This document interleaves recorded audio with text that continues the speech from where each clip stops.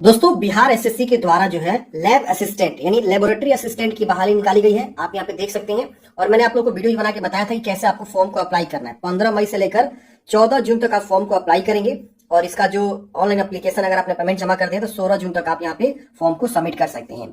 ऐसे में आप लोगों का कमेंट था कि सर डॉक्यूमेंट्स क्या क्या लगने वाले हैं फॉर्म भरते समय। जैसे बहुत सारे ऐसे कैंडिडेट्स हैं जिनके पास जो है सर्टिफिकेट नहीं है तो वो क्या करेंगे। इसके अलावा हम बात करेंगे कि जाति निवास किसको लग रहा है किसको नहीं लग रहा है। इसके अलावा हम बात करेंगे क्वालिफिकेशन क्या यहाँ मांगा जा रहा है, साइंस में किस प्रकार के क्वालिफिकेशन चाहिए तो हम फॉर्म भर सकते हैं। तो पूरी इन्फॉर्मेशन देने वाले वीडियो को लास्ट तक देखिए। देखिए फ्रेंड्स, पहले हम समझ लेते हैं क्वालिफिकेशन को लेकर। देखिए सिंपल सी बात है, यहाँ पे बोला गया, आप देख सकते हैं आप ये वेतन स्तर 4 पे प्रयोगशाला सहायक भर्ती के लिए आप मान्यता प्राप्त बोर्ड या विश्वविद्यालय से इंटरमीडिएट 10+2 अगर आपने किया हुआ है तो आप फॉर्म को अप्लाई यहाँ पे कर सकते हैं। मतलब क्या कि आपने साइंस स्ट्रीम से जो है इंटरमीडिएट किया, जिसके अंतर्गत फिजिक्स केमिस्ट्री मैथ हो जाएगा, फिजिक्स केमिस्ट्री बायोलॉजी हो जाएगा, फिजिक्स केमिस्ट्री मैथ बायोलॉजी हो जाएगा। मतलब आपका विषय जो है साइंस होना चाहिए, साइंस स्ट्रीम आपका है तो फॉर्म भरेंगे। लेवल 4 की सैलरी है, यानी इन हैंड स्टार्टिंग सैलरी जो है लगभग 38 से लेकर 45,000 के आसपास आपको जो सैलरी यहाँ पे देखने को मिलेगा। डिपेंड करता है कि आपका जॉब लोकेशन क्या। अगर पटना शहर में मिलता है तो इन हैंड सैलरी आपको 45,000 मिलेगा।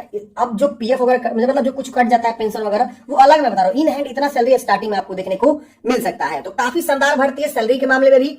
और ये जो विभाग है पीएचडी विभाग है, यानी एक तरह का जो है यहाँ पे रिसर्च वगैरह काम होता है, लैब जैसे काम होते हैं। तो प्रयोगशाला सहायक यहाँ पे आप समझ सकते हैं इसमें क्या काम करना होता है। तो ये जो है आपकी काफी शानदार भर्ती है। अब हम समझते हैं कि इसमें फॉर्म भरने के लिए जरूरी डॉक्यूमेंट्स क्या लगेंगे और क्या क्या आपको फॉर्म भरते समय अपलोड भी करना होगा। देखिए फॉर्म जब आप भरने आएंगे तो यहाँ पे आपको एक रजिस्ट्रेशन का ऑप्शन मिलता है। आप रजिस्ट्रेशन पे क्लिक करेंगे तो यहाँ पे आपको पूरी जानकारी पहले भरना होता है। और यहाँ पे आप देखेंगे तो एक चीज यहाँ पे बोला जाता है कि अगर आप यहाँ पे जनरल हैं, एससी एसटी हैं, बीसी बीसी हैं, ईडब्ल्यूएस है, तो यहाँ पे आपको अपना कैटेगरी का यहाँ पे चुनाव करना होता है। जो लोग बिहार से आएंगे उनको अपना कैटेगरी यहाँ पे चुनाव करना होगा। पहले वो बिहार टिक करेंगे, इसमें से या तो एससी एसटी चूज करेंगे। अगर एससी एसटी चूज करते हैं तो यहाँ पे उनको जाति चूज करना होगा।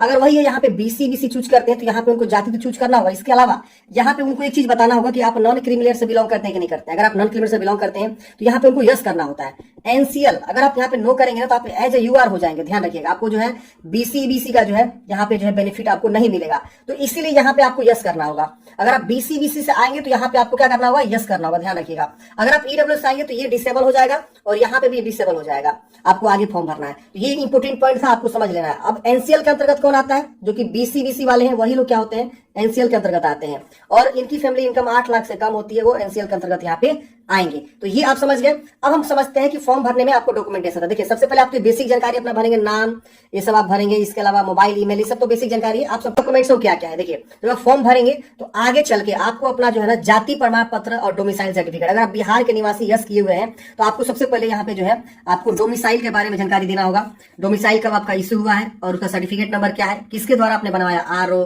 सीओ, इसके अलावा एसडीएम, बहुत सारा ऑप्शन यहाँ पे देखने को मिलेगा।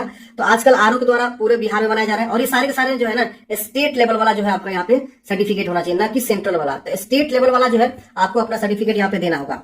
अब यहाँ पे बात आती है कि अगर आप बीसी बीसी है तो आपको एनसीएल सर्टिफिकेट यहाँ पे देना होगा। यहाँ लिखा हुआ देखिए यहाँ पे बीसी बीसी एनसीएल सर्टिफिकेट।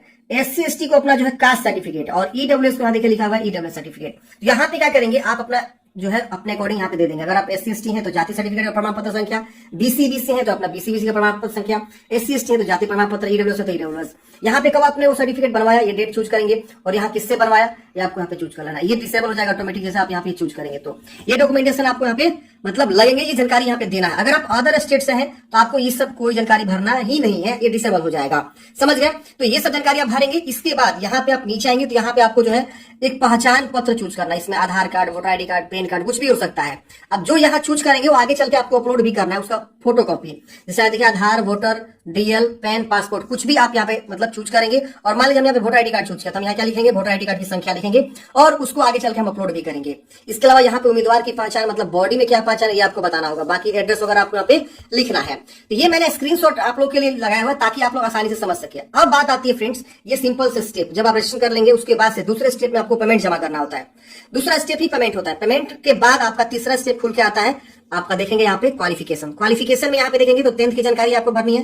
कौन से विषय आपने पढ़ा, 10th का जितना विषय आपने पढ़ा यहाँ भर देंगे।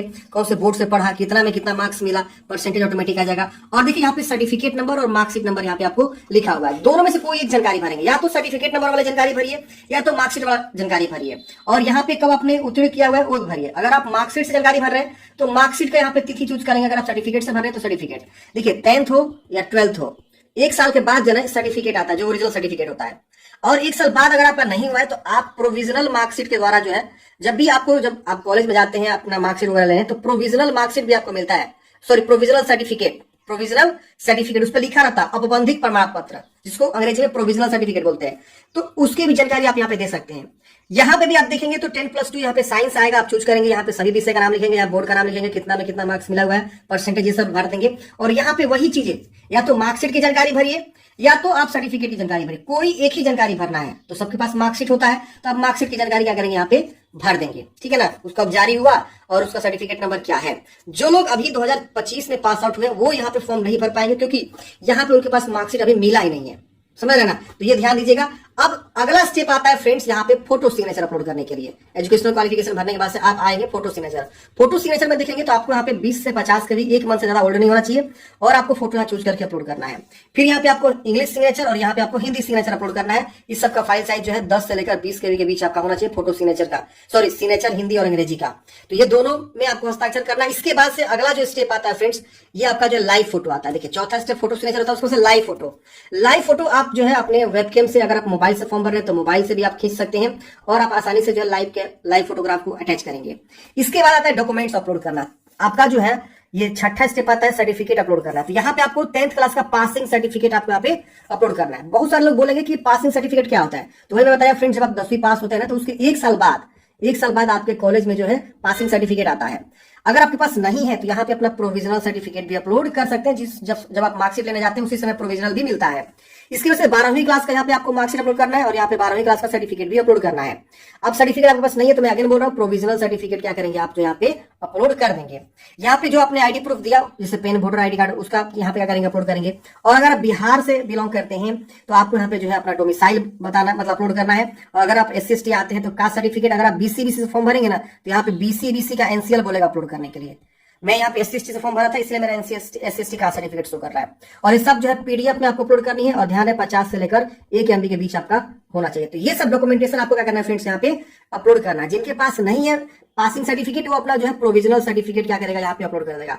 CBSE वाले बहुत सारे लोग बोलते हैं कि हमारे पास जो है नहीं है क्या, तो हमारे पास सर्टिफिकेट नहीं मिलता है, तो देखिए उस केस में आप अपना मार्कशीट को ही अपलोड कर सकते हैं, कोई दिक्कत नहीं होने वाला है। जो भी आप जानकारी यहाँ पर अपलोड करेंगे सही से अपलोड करेंगे, और यही जानकारी आपको जो DV में भी चेक किया जाता है, तो आपको ध्यान रखना है। तो आई होप आप लोग समझे होंगे इस सब के बारे में।